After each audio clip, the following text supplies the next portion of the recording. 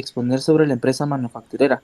Nuestro grupo está conformado por los compañeros Adriana Elizabeth Maldonado de León, Presente, Adriana Sucelia Aguilar Álvarez, Presente. Alfonso Johanna Cifuentes Reyes, Presente. Byron Eliseo Shalik Shik, Presente. Dani Anderson Grijalva Colop, Presente. Elmer Omar Chukchiwil, Presente. Henry Francisco Elías Gómez Presente. y Leslie Gabriela Gómez Tayum. Presente. A continuación le cedo la palabra al compañero Byron para que él nos dé la información sobre el tema que vamos a exponer. Compañeros, licenciado, muy buenas noches. Como el compañero que me antecedía indicaba acerca del tema que nos corresponde, es acerca de la empresa manufacturera. Como introducción podríamos indicar que las actividades que realizan las empresas manufactureras son aquellas transformaciones que incorporan la materia prima y la complementan por medio de procesos y que a través de ello le agregan un valor que es transformado y enviado al mercado, en la cual es consumido, y eso se le determina como consumidor final. Estos bienes pueden ser, como bien lo indicaba, como consumo final o bien de producción. Las compañías, si hablamos de nuestro país, existen varias, como por ejemplo la de Helados Saritas, Cementos Progreso, Pollo Campero y entre otras. Pero a través de la historia, cómo ha ido cambiando y transformando todo este análisis con respecto a las empresas manufactureras y hasta nuestro entorno del día de hoy. Así que le cedo el tiempo a nuestro compañero, quien es el que nos va a empezar a indicar acerca de el tema. Así que, compañero Elmer, el tiempo es para usted. Gracias, compañero Byron. Licenciado, buenas noches. Compañeros, buenas noches. Como primer tema tenemos lo que son costos históricos o reales. Los costos históricos o reales son aquellos costos que se han obtenido dentro del periodo en la fabricación de un producto o de una prestación de un servicio y que se obtiene al final del periodo. La intención de eso trata de ver los resultados futuros. Estos costos sirven como un dato de base histórica y siempre se refiere a los costos reales, ya sean por producto. Una de las características de estos costos es que se pueden utilizar cuando la oferta y la demanda del bien o servicio permitan determinar el precio final. Y dichos costos solo es posible conocerlos cuando el proceso de producción ha sido finalizado. Luego tenemos lo que son también los costos predeterminados. Estos costos se dice que son las estimaciones que se proyectan de costos que hace una empresa así de manufactura.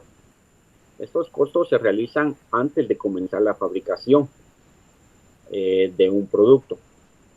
La diferencia entre el costo histórico es que el histórico se hace hasta el final y el predeterminado se realiza antes de comenzar la fabricación. El cálculo para estos costos se realiza sobre la base de las diversas variantes que afectan a la producción, como es la materia prima, la mano de obra y los gastos de fábrica. Siguiente diapositiva, por favor. Estos costos predeterminados se dividen en costos estimados. Estos costos estimados se dice que son la proyección de la cantidad en lo que se incurrirá para fabricar un producto. Estos costos surgen en base a la necesidad de determinar o calcular los costos de producción con el objeto de poder fijar los precios finales. Una de las características de estos se refiere a que indican no lo que debe costar, sino lo que puede costar el producto. Y también se usan como guía para la determinación del precio. Y luego también se divide en costo estándar. El costo estándar se dice que es un costo predeterminado que se calcula antes de la producción de que se haya ejecutado. Se dice que este costo es más una medida de qué tanto puede costar o producir una unidad de producto o servicio. Estos costos son costos promedios. También cabe resaltar que los costos predeterminados también se les conoce como costos futuros estimados. Y estos dichos costos suelen ser una parte integral del plan anual de ganancias. Uno de los objetivos también es importante mencionar de los costos predeterminados es que ayuda a establecer modelos de medición para comparar lo planificado con lo realizado, establece precios de venta antes de que comience a producir y apoyan a la administración en su toma de decisiones para controlar los costos. Siguiente diapositiva, por favor.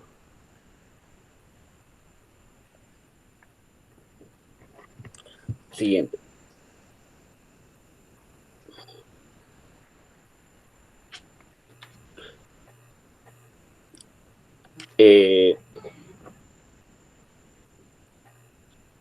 Ahora hablaremos de cómo determinar los costos de producción. Y para eso vamos a ver pasos para la determinación de costos. Siguiente, compañero, por favor.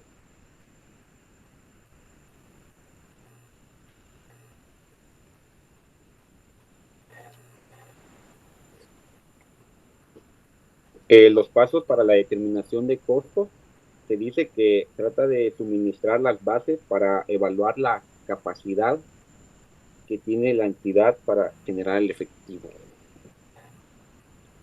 Ahorita le dejo a mi compañero Dani que va a seguir. Buenas noches, compañeros, licenciado, muy buenas noches. A continuación miraremos el tema del estado de flujo de efectivo. Este es un estado muy importante para la aplicación en las diferentes actividades de una empresa con fines lucrativos, ¿verdad? Dice que el estado de flujo de efectivo suministra las bases para evaluar la capacidad que tiene la entidad para generar efectivo. También permite conocer las necesidades de liquidez que ésta posee, como también deben establecerse de acuerdo a las normas.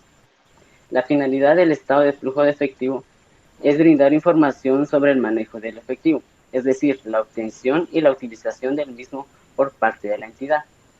Como consecuencia, mostrar una síntesis de los cambios ocurridos en la situación financiera, para que los usuarios de los estados financieros conozcan la liquidez o solvencia de la entidad. El estado de flujo de efectivo se diseña para mostrar los movimientos de efectivo provenientes de una actividad de la empresa, las cuales podemos mencionar como la venta de activos no circulantes, la obtención de préstamos, como también la aportación de los accionistas que tengan que ver con el efectivo. En el estado de flujo de efectivo, según la norma internacional de contabilidad número 7, nos dice que las entidades deben confeccionar un estado de flujo de efectivo de acuerdo con los requisitos establecidos de dicha norma y deben presentarlo como parte integrante de sus estados financieros para cada periodo. La NIC número 7 nos presenta ciertas definiciones funcionales para el flujo de efectivo. Entre ellas podemos mencionar el efectivo, equivalentes de efectivo, flujo de efectivo, actividades de operación, actividades de inversión, como también las actividades de financiación. En el efectivo podemos mencionar la caja y depósitos bancarios que se tengan a la vista en la entidad. Los equivalentes de efectivo constituyen todas aquellas inversiones a corto plazo, que tengan gran liquidez y que tengan un poco riesgo de efectivo. En el flujo de efectivo podemos mencionar todas las entradas y salidas de efectivo y equivalentes al mismo. En las actividades de operación, constituye la principal fuente de ingresos ordinarios. En ellos podemos mencionar como las ventas al contado, compras al contado, pagos a proveedores, pagos de sueldos a empleados, como pagos de impuestos. En las actividades de inversión, se dice que son las adquisiciones y desapropiación de los activos a largo plazo. Entre ellas podemos mencionar como la compra y venta de inmuebles, de maquinaria, equipo y otros activos productivos, como también la adquisición y construcción y venta de inmuebles, maquinaria y equipo. En las actividades de financiación se dice que producen cambios en el tamaño de la composición de los capitales propios y de los préstamos adquiridos de la entidad, tales como los créditos recibidos a corto plazo, los reembolsos de capital, como las aportaciones de los accionistas. En resumen, el estado de flujo de efectivo es útil para evaluar la capacidad que la entidad tiene para generar el efectivo y asimismo tener un buen control sobre el movimiento del mismo. Siguiente diapositiva, por favor.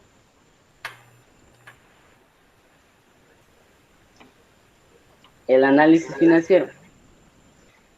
Se dice que el análisis financiero son las técnicas y los procedimientos que permiten analizar la información contable de una entidad para obtener una visión objetiva acerca de su situación actual.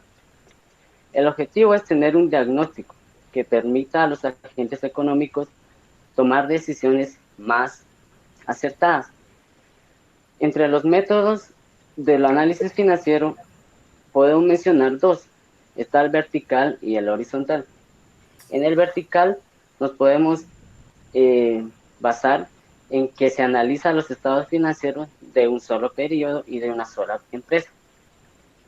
En cambio, con el horizontal se dice que se estudia los estados financieros de más de un periodo y más de una entidad.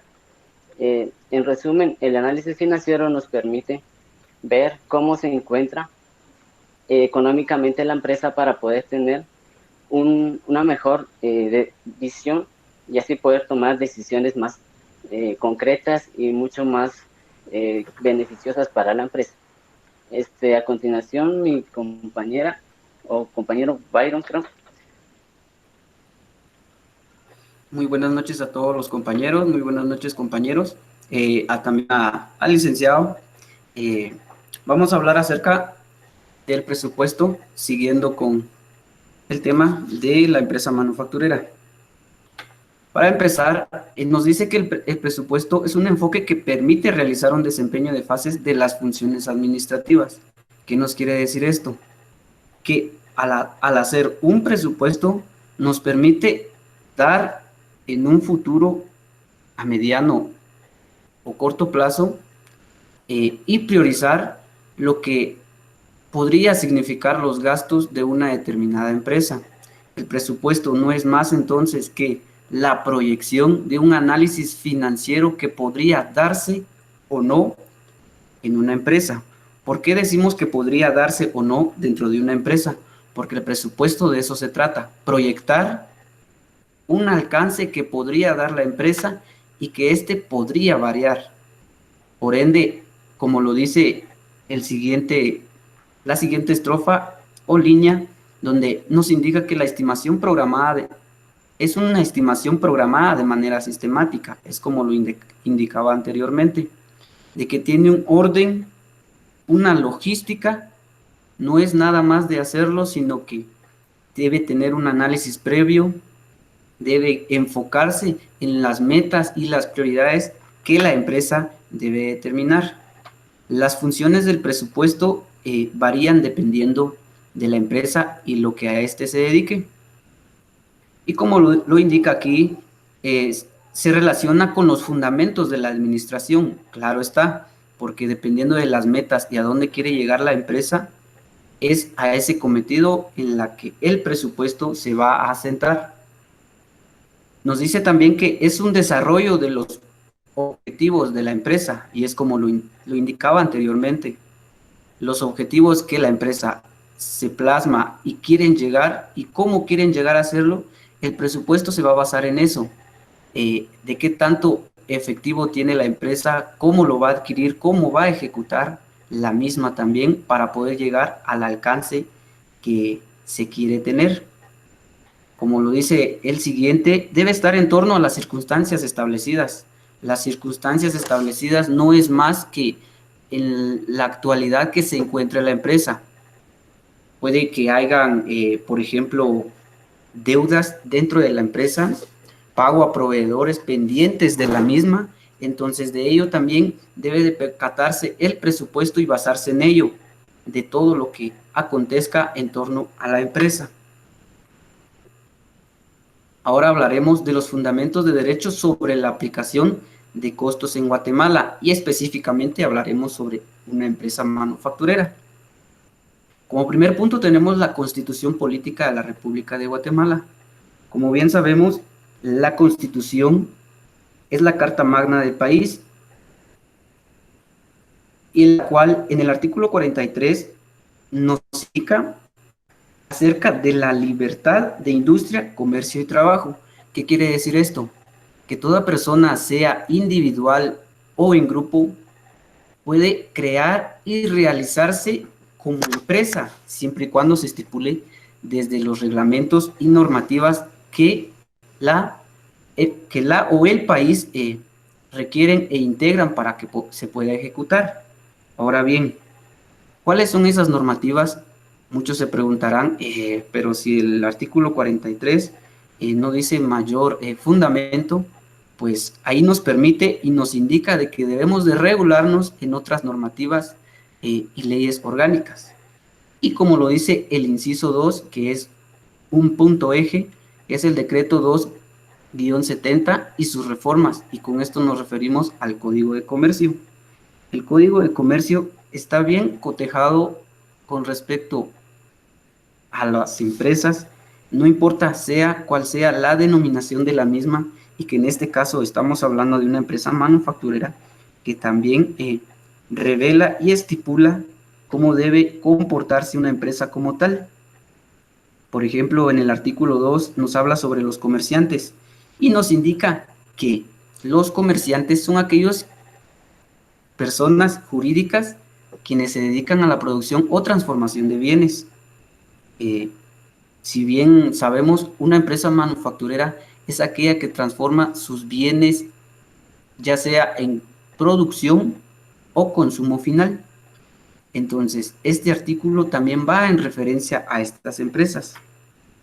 El artículo 10 también nos indica acerca de las sociedades mercantiles y nos dice en una parte de ese párrafo que son aquellas sociedades bajo forma mercantil. ¿Qué quiere decir esto?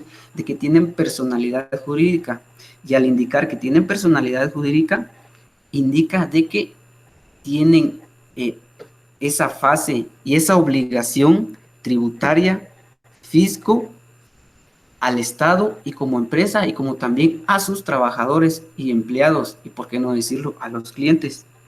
Es por eso que toma la forma de una persona jurídica. Vamos con la siguiente, que es la número 3, que es la base legal y evaluación de inventarios. Con esta nos referimos a que todos los costos y los movimientos que la empresa estipule o realice, dependientemente de que éstas sean bajas o altas, debe de llevarse un inventario bien calificado y estipulado para saber la base legal y cómo se encuentra la empresa, y de ello determinar un posible futuro y los pasos a seguir. Y que de ello también, como lo decía anteriormente con respecto al Código de Comercio, que nos lo estipula también, que podemos guiarnos con el Código Tributario. El Código Tributario no es más que una ley orgánica que regula la propia administración tributaria, y al referirnos con la administración tributaria, pues nos referimos en torno al tributo que la empresa en sí debe realizar delante del fisco, que como bien conocemos es la Superintendencia de Administración Tributaria. Otra de las leyes y bases legales que no solo se rige a nivel nacional, sino a nivel internacional, son las NIF para las pymes. Las NIF para las pymes, en su sección 2, nos habla acerca de la contabilidad y nos indica que la contabilidad debe ser susceptible. ¿Qué quiere decir con esto?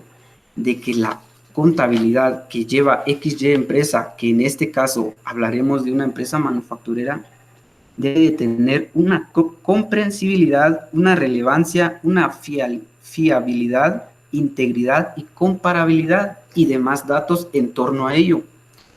Con esto nos referimos a que la información debe ser relevante ante toda la situación financiera, ante los interesados, ante los socios y, por qué no decirlo, a los propios proveedores. Esto nos indica la sección 2. Asimismo, la sección 2.2 hasta la 2.26 nos indica acerca de lo que debe de contener estos estados financieros, estados de costos, que entre ellos podemos mencionar nuestros activos, nuestros pasivos, el patrimonio, los ingresos o egresos, que en otras circunstancias los llamamos gasto, y demás entradas y salidas que nos permiten a nosotros verificar y priorizar la estabilidad o cómo se encuentra nuestra empresa. También la sección 3 nos da una presentación razonable de los estados financieros, cómo debemos medirlo, cómo debemos de presentarlo, siempre bajo las estipulaciones legales. Todo esto tiene relevancia en el país y en torno a las bases legales. Y como lo indiqué anteriormente, la sección 2 y la sección 3 nos da referencia base acerca de cómo nosotros debemos de presentar nuestros estados financieros y de cómo podemos llevarlos, estipulándolos de la mejor manera. Así que con esto termino mi participación y dejo el tiempo a la compañera quien me continuará con la exposición.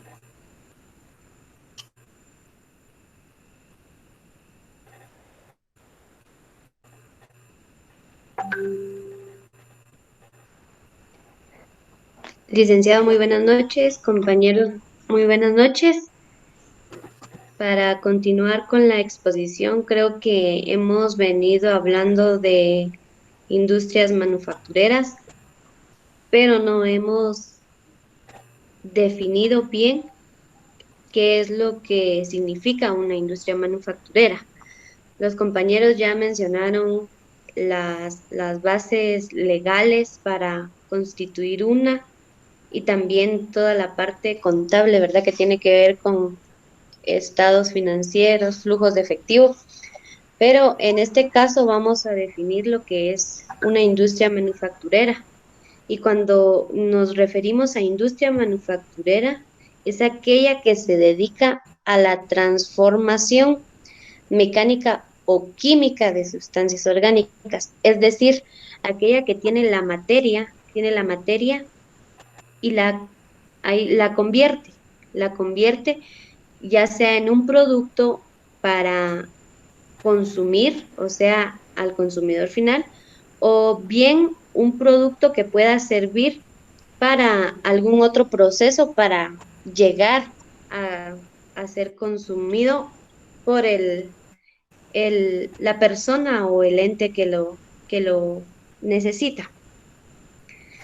Hay diferentes tipos de industria, pero también podríamos incluir como industria manufacturera todas aquellas que se dedican al montaje e instalación de maquinaria y equipo en minas. También todos aquellos que pueden trabajar en fábricas, edificios y comerciales también pueden incluirse en el grupo de industrias manufactureras.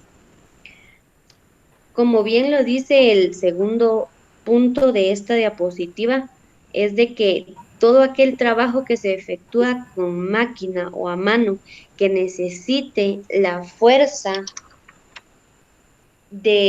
laboral, ya sea de una mujer o un hombre, depende de cómo la empresa, ¿verdad?, lo tenga estipulado o cómo le convenga a la empresa, se puede decir que es una industria. Por lo tanto, también todas aquellas industrias que se dedican a la reparación y también la reparación de maquinaria y todo lo que tiene que ver con el equipo industrial o de oficinas, también se pueden clasificar como industrias. Siguiente. Ahora vamos a tocar el tema de la economía industrial. Como bien sabemos, la manufactura en Guatemala tiene una actividad y una injerencia muy importante dentro del país, ya que su participación es del 18%. Todo lo que tenga que ser producido, como por ejemplo todo lo que tenga que ver con alimentos, la mayoría de esta producción es consumida por los 16 millones de habitantes que tiene el país. Todos ellos consumen estos productos, por lo que se puede asegurar que la industria alimenticia puede ser un negocio fructífero y puede ayudar cuando hablamos de este tipo de industria.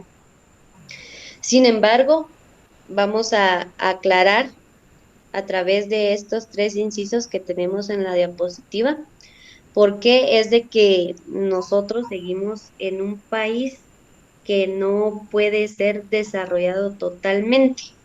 Porque si bien sabemos, en Guatemala, una parte de la industrialización son aquellos subsectores como los ganaderos, los cultivos de azúcar, el café, el banano, todas esos cultivos que se producen en distintas regiones aportan generación de empleo y consumo también en las familias beneficiadas y son un suplidor importante para el sector manufacturero. Sin embargo, vamos a ver cómo es de que desde el comienzo hasta cómo estamos hoy y qué es lo que viene para el país, nos lo impiden y nos lo han estado impidiendo que Guatemala pueda desarrollarse si tiene a la industria manufacturera como ayuda para ser un país desarrollado. En la punta y la lanza podemos hablar de la industria nacional en los años de 1950, cuando Guatemala era el polo industrial. ¿Qué nos da a entender esto? Que Guatemala era un mercado común centroamericano. Guatemala tenía ahí sí que el poder para exportar, siempre y cuando, ¿verdad? Con todos aquellos intereses estadounidenses que venían y pues hacían inversiones, apostaban por hacer inversiones y modificar la industria manufacturera en Guatemala y tenían sus grandes centros, sus grandes bodegas en el país. Y no solo bodegas, sino también las fábricas, las plantas estaban ubicadas acá en Guatemala.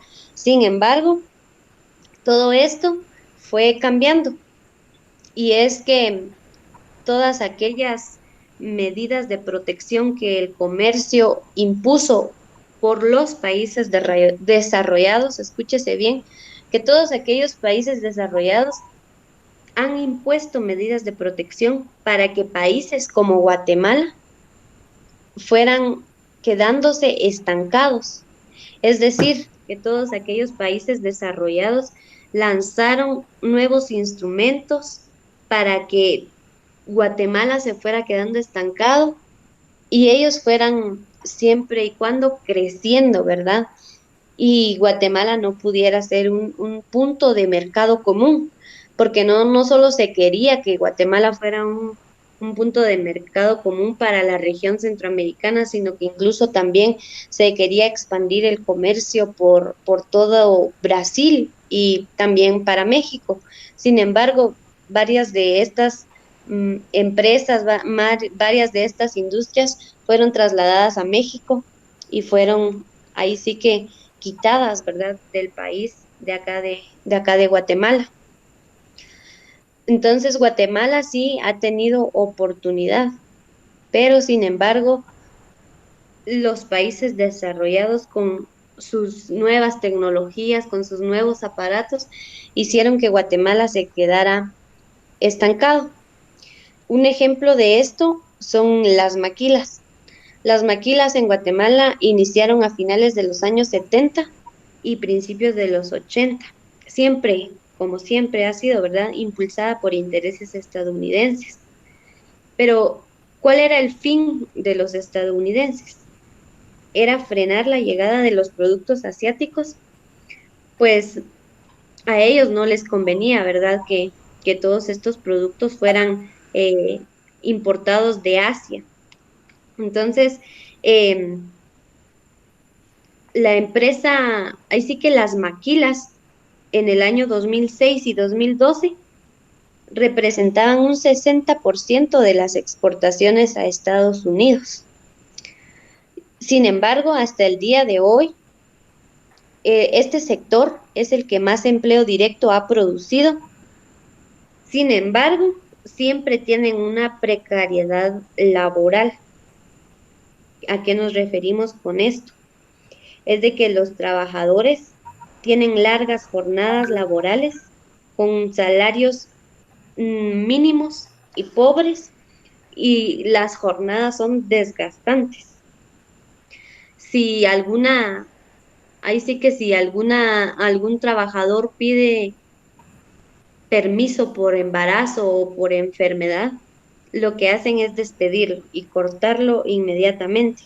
Ahí podemos ver esas precariedades laborales de las que padece la industria o todas las maquilas en nuestro país. Cabe mencionar que el 75% de la fuerza laboral que incluyen las maquilas es desarrollada por el sector femenino, y más que todo el sector femenino joven. Entonces, esto lo han hecho porque las máquinas que hay dentro de estas maquilas requieren de fuerza, ahí sí que de fuerza laboral, y no están tan desarrolladas, ¿verdad?, como en los otros países. Entonces la producción es un poco lenta, incluso ha disminuido. Aunque no debemos dejar de lado, ¿verdad?, que las maquilas han incorporado más de 100,000 puestos de trabajo dentro del país, y ahí sí que han sido parte del desarrollo del país, han sido parte para que Guatemala pueda seguir o esté desarrollado. Entonces, el 85% de estos 100,000 empleos que han producido las maquilas han sido mujeres.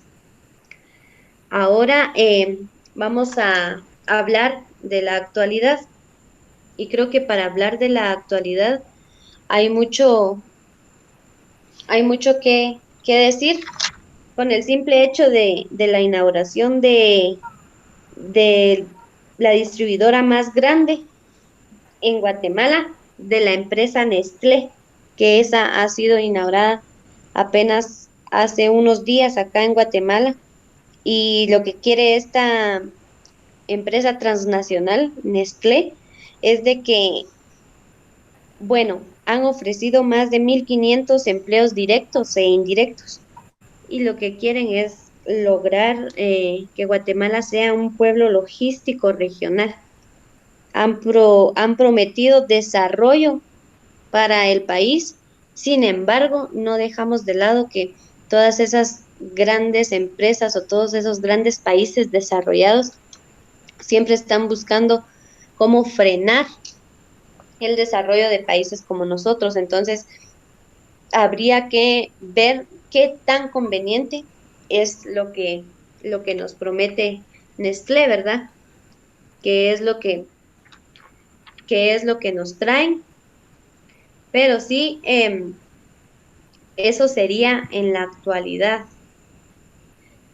Sin embargo, en Guatemala hay muchas industrias, hay muchas pequeñas y grandes industrias, pero sabemos que si el proceso de fabricación o transformación de bienes y materias es más alto, sus costos van a ser más. Es decir, el valor agregado que conlleve cada uno de estos productos va a ser más alto. Sin embargo, en Guatemala, por ejemplo, el sector agrícola es uno del que lleva menos trabajo, no lleva tanto proceso y por eso el valor de estos productos agrícolas es menos.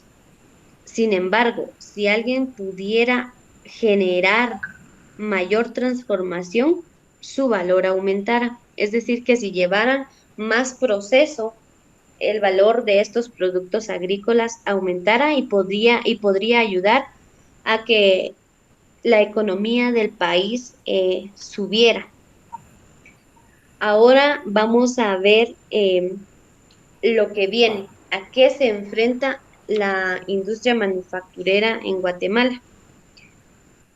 Bueno, se puede decir que con la pandemia, la industria manufacturera tendrá una caída del 1.9%, pues tuvo que, como el comercio estaba cerrado, no podía producir.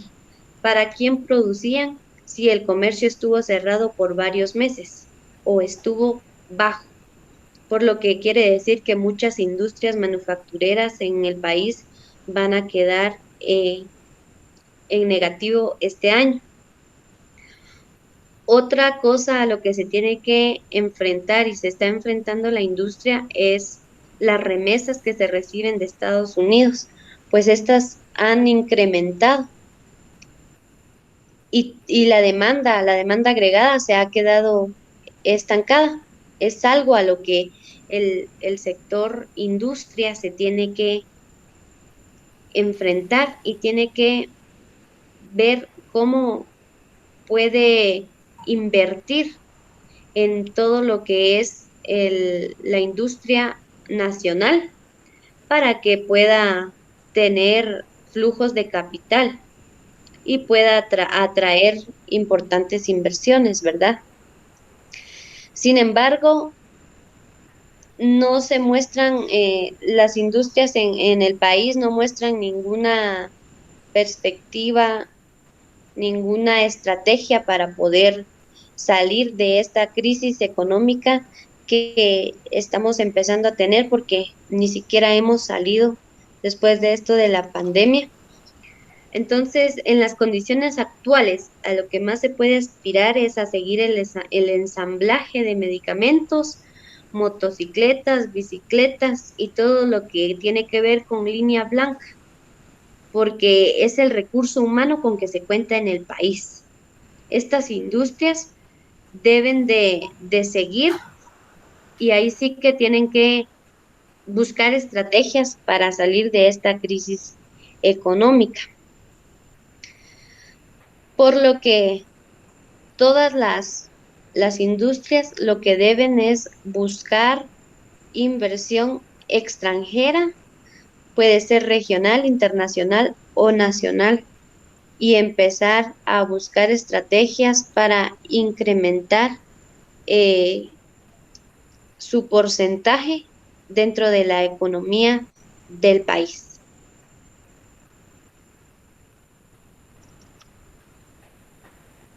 Muchas gracias, compañero.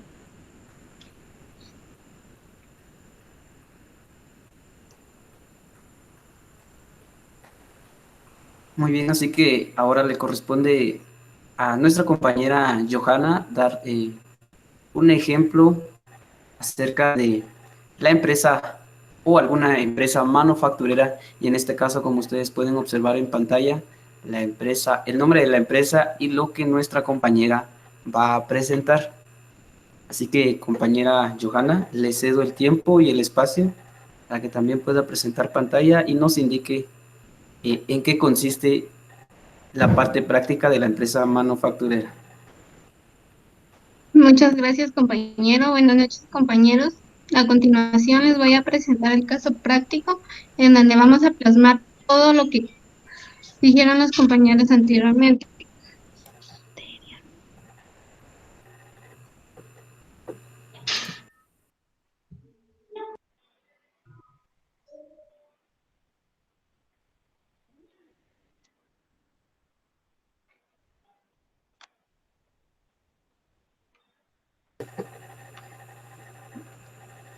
Como bien lo indicaba la compañera anteriormente, la empresa manufacturera ha pasado por procesos definitivos que ha marcado a nuestro país, entre ellas lo que muchas veces conocemos como capitalismo, en la cual algunos pues presiden de estar sobre otros y ver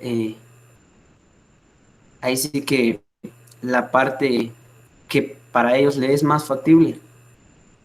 Pero en cuanto al beneficio también de nuestro país, podemos relatar de que a lo largo de la historia han hecho impacto en el recóndito de nuestro país, Guatemala. Así que nuestra compañera Johanna también les indicará cómo llevar el proceso práctico de una empresa manufacturera, lo cual, como vieron anteriormente, va a hablar acerca de nuestros activos, de lo que posee una empresa, qué debe realizar, nuestros estados de costos, la jornalización y todo lo referente a la empresa manufacturera. Así que en lo que ella presenta la pantalla, pues no queda más que recalcar lo importante que es la empresa manufacturera, así como demás empresas. Perdón, compañeros, ¿me confirman si estoy presentando pantalla? No, compañera.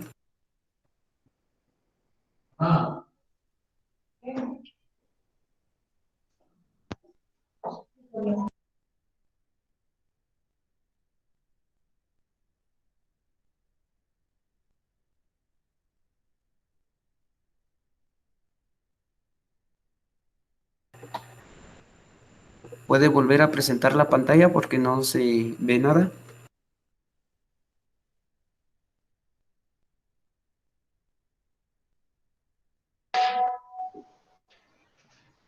En estos momentos, compañeros, disculpen, Ahora sí.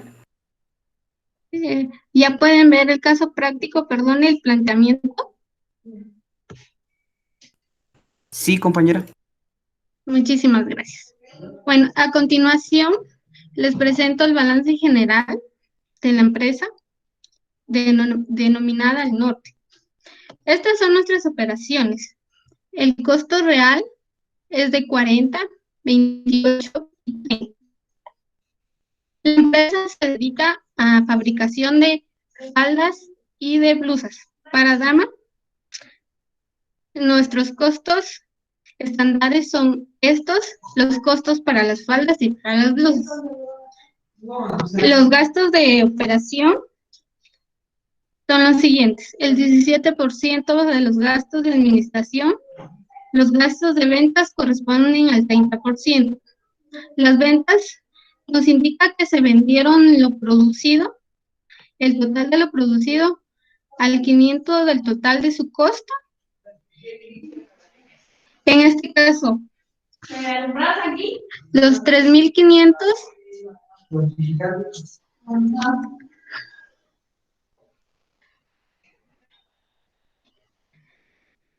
3.500 corresponden a las faldas y 3.000 blusas.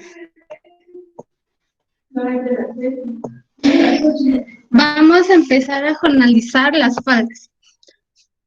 Entonces, nuestras unidades van a ser 3.500, tanto para los materiales, para la mano de obra y los costos indirectos. Lo primero que debemos hacer es plantear los costos.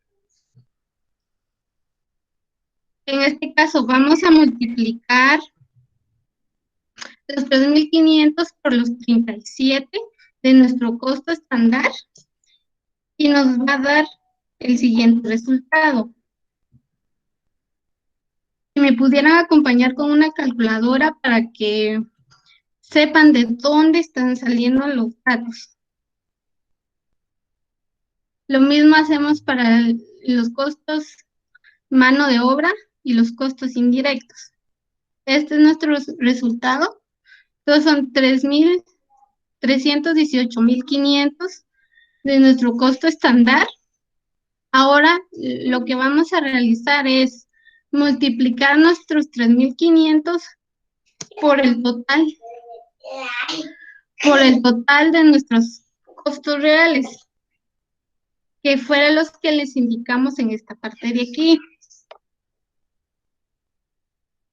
Y no, entonces decimos 3.500 por 40 nos da un total de 140.000. De la misma forma hacemos con la mano de obra y los costos indirectos. Aquí tenemos una variación. Esta variación va a ser la resta de nuestros costos reales menos nuestros costos estándares. ¿Alguna duda hasta el momento, compañeros?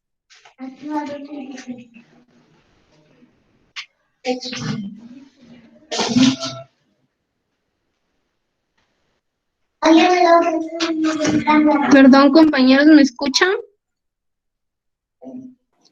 Sí, compañera, sí se le escucha. Muchísimas gracias, compañeros. A continuación, vamos a realizar la jornalización. La primera partida va a ser el traslado de nuestro balance. Estos datos, como lo es caja, bancos, aquí plasmamos nuestro resultado del balance. Aquí empezamos con la jornalización de nuestros costos reales, que son estos, los trasladamos aquí, que sería almacén de materiales, mano de obra, costos indirectos a caja y bancos. Este sería nuestro costo. A continuación, vamos a dar de baja los gastos estándares, que son estos.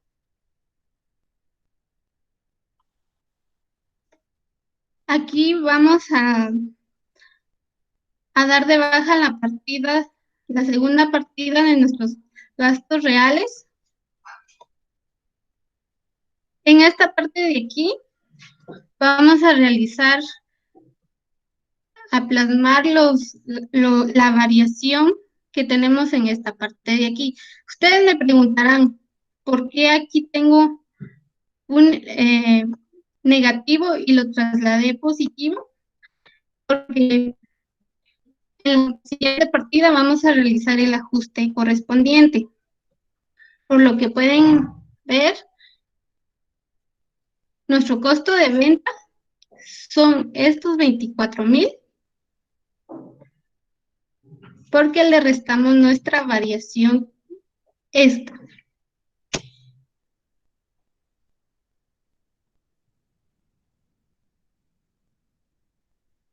Luego de esta partida vamos a realizar nuestro registro de nuestras ventas, que en este caso son las 3.500 piezas por el 98%, por el 98%, que es lo de nuestro costo real, y nuestra ganancia va a ser del 500%.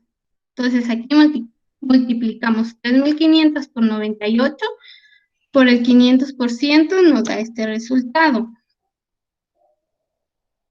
Aquí registramos nuestros costos de operación, que lo vamos a hacer a base de nuestras ventas. Entonces, 1.715.000 por el 17% y por el 30% respectivamente. Aquí registramos nuestra pérdida y nuestra ganancia.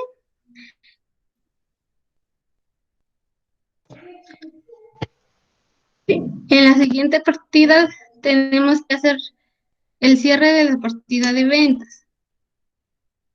Como anteriormente les había comentado que la empresa también se dedica a la producción de blusas, entonces en este momento vamos a hacer el registro de las blusas. Entonces hacemos la misma operación que en las faldas, en este caso son 3.000 por 38 de nuestro costo estándar, y luego 3.000 por 40 de nuestro costo real. Realizamos la variación respectiva, que es nuestro costo real menos el costo estándar. Realizamos la jornalización respectiva. Aquí vamos a hacer la consolidación de de ambas contabilidades.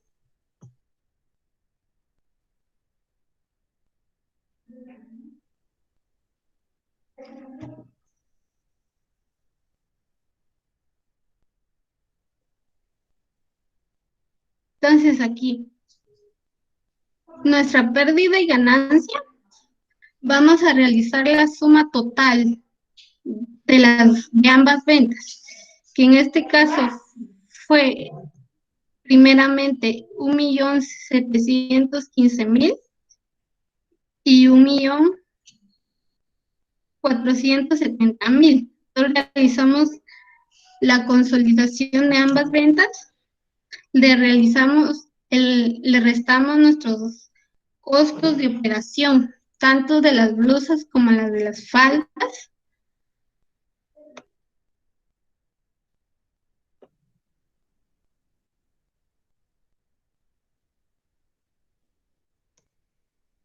Y aquí hice la consolidación de ambas ventas. Aquí realicé mi partida de cierre.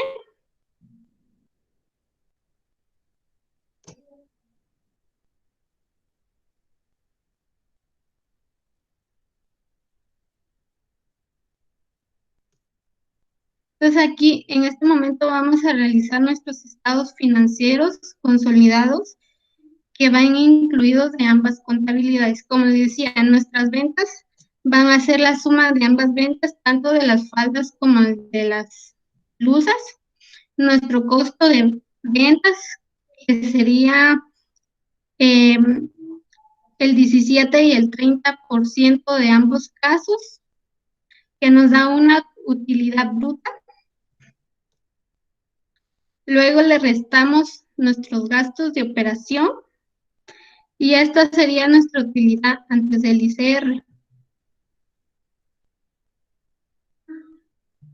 Realizamos el balance general.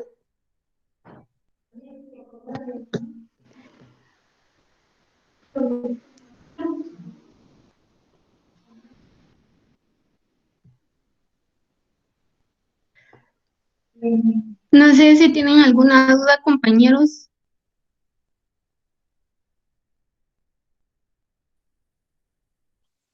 Hasta el momento estamos bien. Excelente, compañera, todo está claro.